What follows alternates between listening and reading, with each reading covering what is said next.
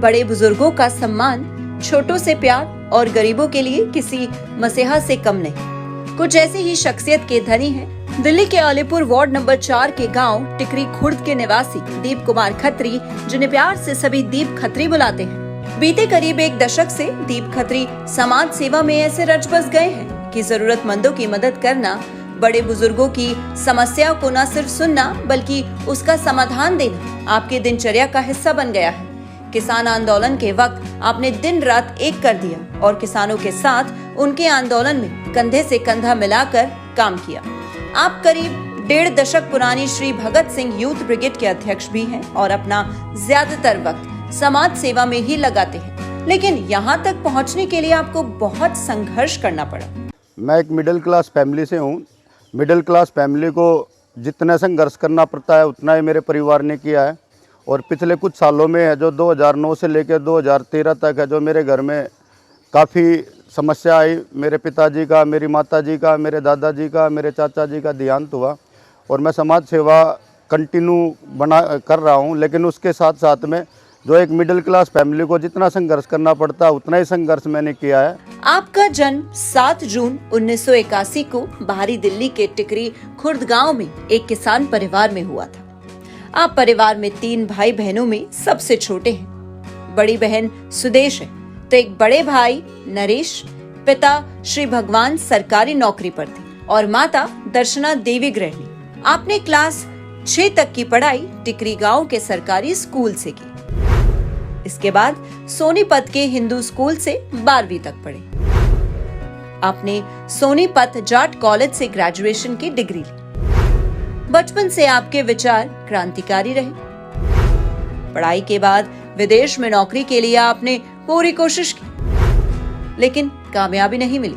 लेकिन इससे आप कभी निराश नहीं हुए। जब आपकी उम्र महज 19 साल थी तब आपने अपना कंप्यूटर सेंटर शुरू किया और यहीं से आपको समाज सेवा की प्रेरणा मिली, क्योंकि तब आपके अंतर मन में ढेरों सवाल उठते थे कि गरीब और जरूरतमंद लोगों का दुख कम कैसे किया जाए, किसानों के लिए ऐसा क्या किया जाए कि मन को सुकून मिले। अंबानी अंडानी की गुलाम सरकार मुर्दाबाद मुर्दाबाद मुर्दाबाद मुर्दाबाद मुर्दाबाद मुर्दाबाद, किसानों की अंडानी सरकार मुर्दाबाद।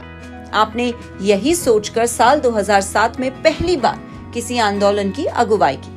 आपने दिल्ली की शीला दीक्षित सरकार के खिलाफ आंदोलन किया, क्योंकि सरकार ने 7 गांव की जमीन सस्ती दर पर ली थी। आपका यह आंदोलन करीब 6 महीने तक चला और आखिरकार जीत किसानों की हुई। इस आंदोलन से आपने समझा कि शांतिपूर्ण ढंग से अपनी बात मनवाई जा सकती है और इसी के बाद आपने RTI कानून बनवाने के लिए संघर्ष किया। साल 2008 में आपने श्री भगत सिंह यूथ ब्रिगेड नाम से संस्था बनाई और लोगों की मदद करने में जुट गए। साल 2010 के आखिर में आप इंडिया अगेंस्ट करप्शन का हिस्सा बने और अहम भूमिका निभाई।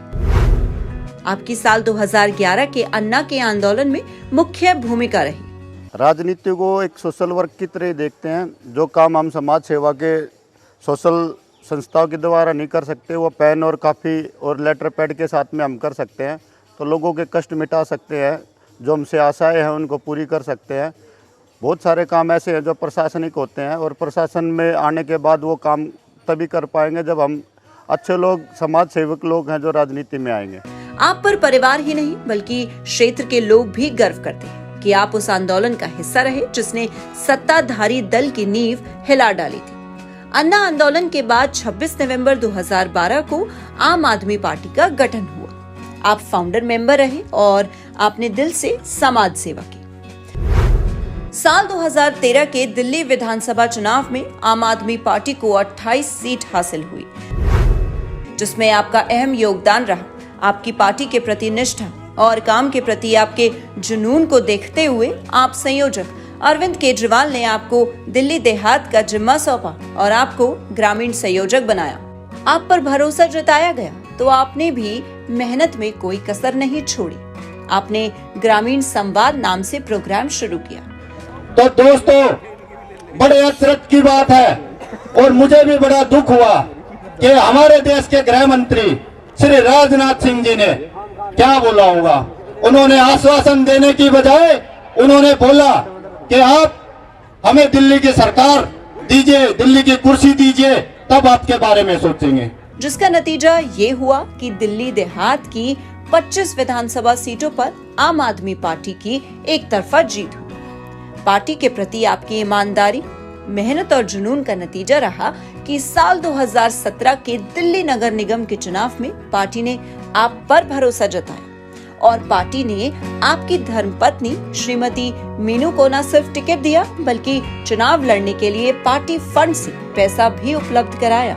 आपकी धर्मपत्नी मीनू खत्री ने नरेला विधानसभा के अलीपुर वार्ड नंबर 3 से चुनाव लड़ा और पहली बार में रिकॉर्ड करीब 9000 वोट भी हासिल की, लेकिन जीत दर्ज न करा सकी। लेकिन आपको कभी इसका मलाल नहीं रहा क्योंकि आप हमेशा से समाज सेवा के लिए ही सोचते रहे। निगम की तस्वीर हम ऐसे बदलेंगे कि हमारे यहाँ लगभग 74 बूथ है अभी अलीपुर वार्ड में, तो 74 लोगों को निगम पार्षद बनाना है, उस गली की समस्या से इलाके में ख़त्म हो जाए, ये हमारा सबसे बड़ा प्लान है।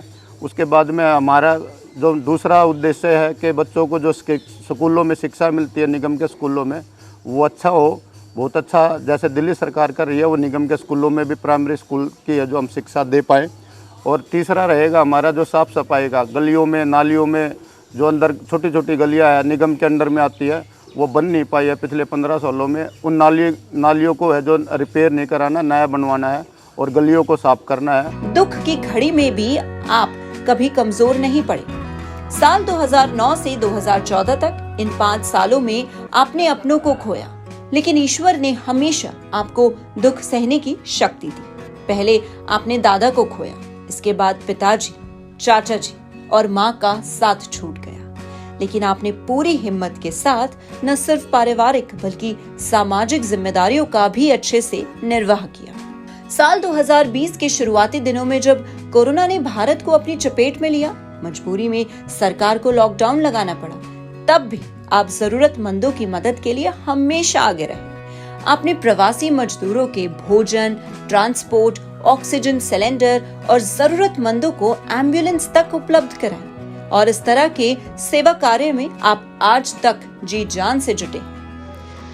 आज श्री भगत सिंह यूथ ब्रिगेड के द्वारा रक्तदान शिविर का आयोजन किया जा रहा है श्री भगत सिंह के जन्म दिवस के उपलक्ष्य में, और इसी कड़ी में जो विकलांग व्यक्ति हैं उनको ट्राईसाइकिल भी वितरण का प्रोग्राम भाई दीप खत्री के द्वारा, और ये सराहनीय कार्य के लिए मैं दीप खत्री से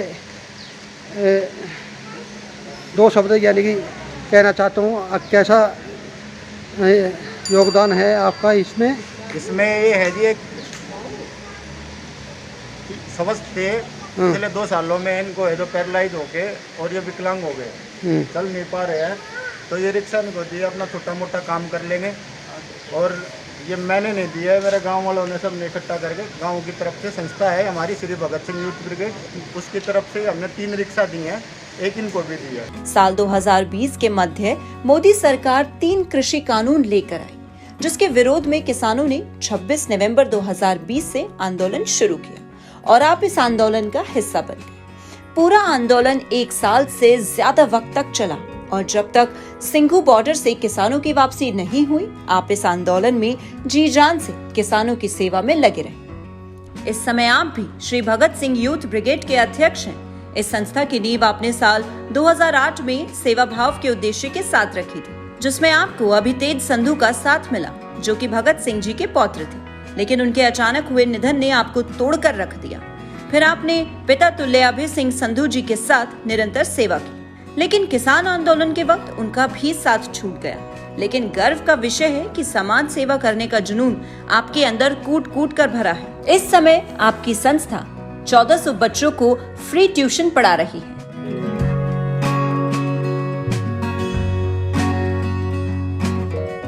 सौ बच्चों को फ्री पौष्टिक आहार दे रही है। सैकड़ों दिव्यांगों को ट्राईसाइकिल, व्हीलचेयर की सुविधा दे चुके हैं।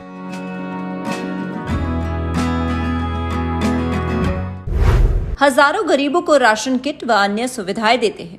1200 लोगों की आंखों का फ्री ऑपरेशन करा चुके हैं। आपने 70 से ज्यादा ब्लड और मेडिकल कैंप लगवाए हैं। समाज सेवा की प्रेरणा हमें भगत सिंह जी से मिली है और भगत सिंह जी के विचारों से हम बहुत ज़्यादा प्रेरित थे। पिछले 14 सालों से मैं अपनी एक संस्था बना के काम कर रहा हूँ। श्री भगत सिंह यूथ ब्रिगेड मेरी एक संस्था है जो लोगों की मदद करती है। हम बच्चों को पढ़ाते भी हैं, हम खासकर बच्चों और बुजुर्गों के लिए ज़्यादा काम कर पाते हैं।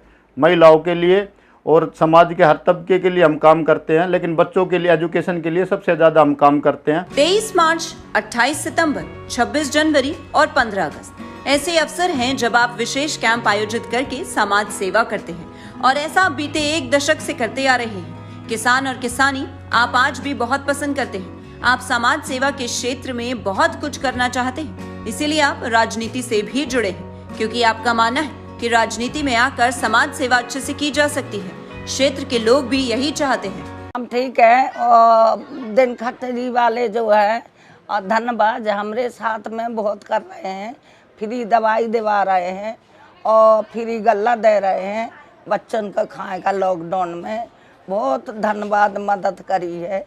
सर हमें दूध दे के जाते हैं बच्चों के लिए जो बच्चे वाली हैं, और जो जैसे बच्चे पढ़ाई के लिए परेशान हो रहे हैं, ट्यूशन वाले ज़्यादा फीस लेते हैं तो फ्री ट्यूशन पढ़वा रहे हैं। दीप खत्री जी जो भगत सिंह ब्रिगेड के अध्यक्ष हैं, इस क्षेत्र में बहुत समय से वो काम कर रहे हैं।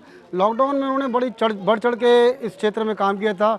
बहुत से जो प्रवासी लोग थे उनको आने जाने में, दिल्ली से अपने घरों में जाने में दिक्कत हो रही थी, उन समय उन्होंने अपने ट्रांसपोर्ट का पूरा सहयोग दिया था। कुछ ऐसे परिवार थे, किराएदार थे, जिनको खाने की बड़ी दिक्कत थी, उन्होंने बहुत सेवा करी। खाना पका के भी ले गए और कच्चा भी उन्होंने घर तक पहुंचाया।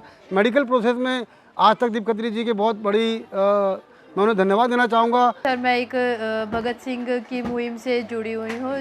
मैं दीप खत्री सर के थ्रू जुड़ी थी। वहाँ पर उन्होंने मेरे को बोला था कि जैसे फ्री ट्यूशन क्लासेस दे रहे हो आप, तो उन्होंने बताया था कि आप भगत सिंह की मुहिम के उससे करेंगे तो मतलब अच्छा रहेगा। मैं ठीक है चलो, वैसे भी फ्री में पढ़ाई रही हूँ तो किसी संस्था से जुड़कर थोड़ा बच्चों का भी फ़ायदा हो जाता है। फ्री में वो बुक्स वगैरह करवा रहे हैं, मतलब बच्चों को प्रोवाइड करवा रहे हैं, पेंसिल्स वगैरह, तो इसलिए फिर मैं उनकी मुहिम से जुड़ी। क्षेत्रवासियों को आपसे बहुत उम्मीदें हैं और सबको यही यकीन है कि आप कभी उन्हें निराश नहीं करेंगे।